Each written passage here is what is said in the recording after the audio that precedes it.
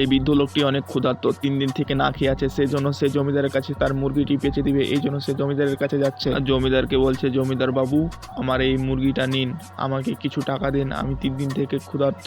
তখন জমিদার বাবু তাকে কিছু টাকা দিল এবং বৃদ্ধ লোকটি সে টাকা নিয়ে বাড়ি চলে এলো।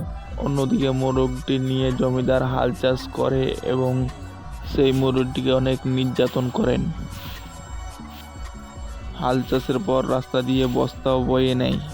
মোরগটি বস্তা যদি না বইতে পারে তাকে মারধর করে, মোরগটি খেতে দেয় অল্প করে, সেই জন্য মোরগটি অনেক কান্নাকাটি করে। এই মোরগটির প্রতি জমিদার বাবু অনেক নির্যাতন করেছেন। সেই বৃদ্ধ লোকটি দেখে তার মোরগটির ওপর অনেক নির্যাতন করে, স্বপ্নে দেখে এবং সে বৃদ্ধ লোকটির ঘুম ভেঙে যায় এবং সে দেখতে পায় জমিদার বাবু তার মোরগটি অনেক নির্যাতন করছে, সেই জন্য সে টাকা দিয়ে আবার ব্যাগ দিয়ে তার মোরগ কিনতে গেছে এবং জমিদারকে টাকা দিল এবং সে আবার মুরগিটি নিয়ে বাসায় খাওয়া দেয়। বন্ধুরা, আমাদের ভিডিওটি যদি ভালো লেগে থাকে তো অবশ্যই লাইক, কমেন্ট এন্ড শেয়ার করে আমাদের পাশে থাকবেন। ধন্যবাদ সবাইকে।